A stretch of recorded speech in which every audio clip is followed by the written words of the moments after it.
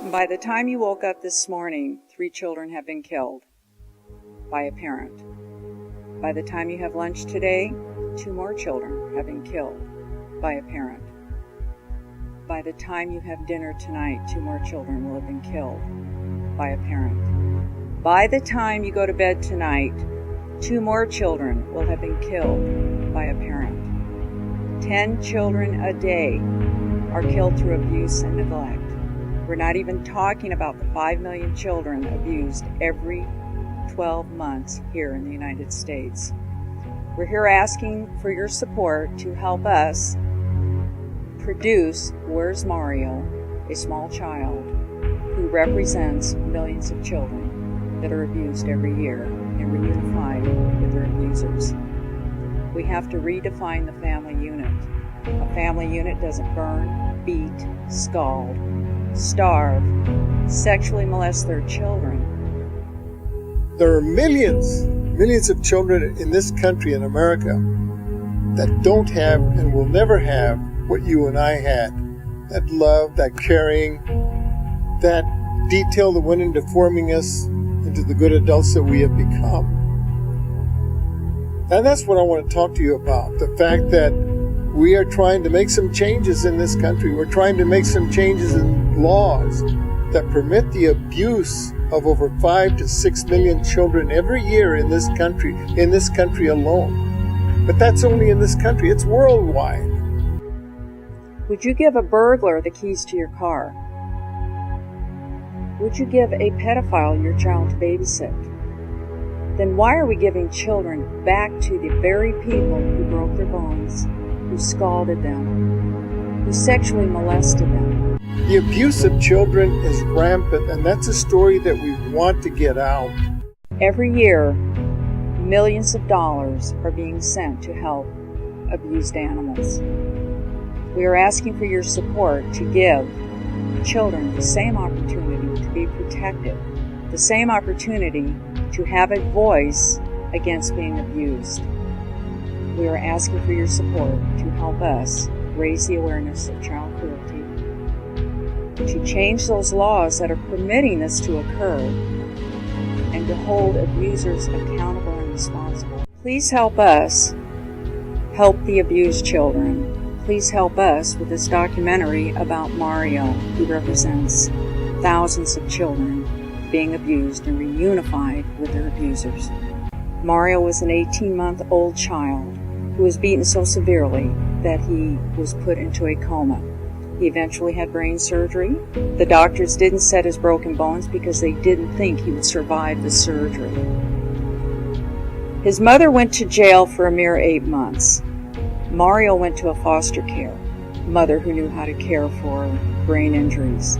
Mario thrived for 2.5 years, but he had night terrors, mommy's eyes, and he would bang his head. Unannounced, 2.5 years later, 3 social workers in a county vehicle drove to the foster mother's home and picked up Mario. They drove him over 4 hours away, walked him across the border to Tijuana, Mexico, and handed him over to his abuser, the very woman who put him in a coma. She had a felony warrant out for her arrest at the time. This is outrageous. Someone needs to be held accountable. So we're asking for your support to be able to produce this documentary and get the word out that not all children had it as good as you and I did. A mother and child reunion is stirring up a controversy in Ventura County. At the center of this story, an adorable little boy named Mario, and Key News reporter Tracy Laird joins us now with more on this. He is adorable. Wait till you see his picture. Social workers say reunifying children with their parents is a judgment call based on trust. But as you're about to see, some child advocates don't trust their judgment. Where's Mario? That's the question child advocates are asking. We're concerned for his safety and his well-being. Mario Jimenez was born at Community Memorial Hospital in Ventura, June 17, 1997, to Guadalupe Jimenez, an illegal immigrant from Mexico. While in his 22-year-old mother's care, Mario was rushed to St. John's Hospital in Oxnard and then to Cottage Hospital in Santa Barbara. She beat him so severely when he was 17 months old that he sustained a brain injury. The doctor didn't set his broken bones because they didn't think he would survive the beating.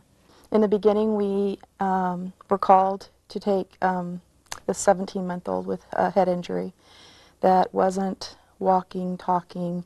He had just come out of the coma, they said, I think about a week, and they called me because I am a nurse. During the 2 years Dana Selton cared for Mario in her River Ridge home in Oxnard, she helped him learn to walk and talk. And one day Mario showed her a picture of his mother that appeared to frighten him. He hit himself in the head and he fell to the floor. And then I said, "What are you doing, Mario?" And he went and got the picture and told me, "Mommy's eyes." Mario's mother was deported after spending 8 months in jail for felony child abuse. She reportedly violated her parole by failing to attend anger management classes. The violation made her a fugitive and landed her mugshot in the Ventura County Star's Crime Stoppers column, November 28, 2000. Despite her fugitive status, 3 weeks later, Ventura County Superior Court Judge Toy White ordered the reunification of mother and child in Mexico. We were saying goodbye, and my daughter was giving him a hug, and one of the social workers grabbed him and put him in the car, and he started to cry. And that was the last we saw him.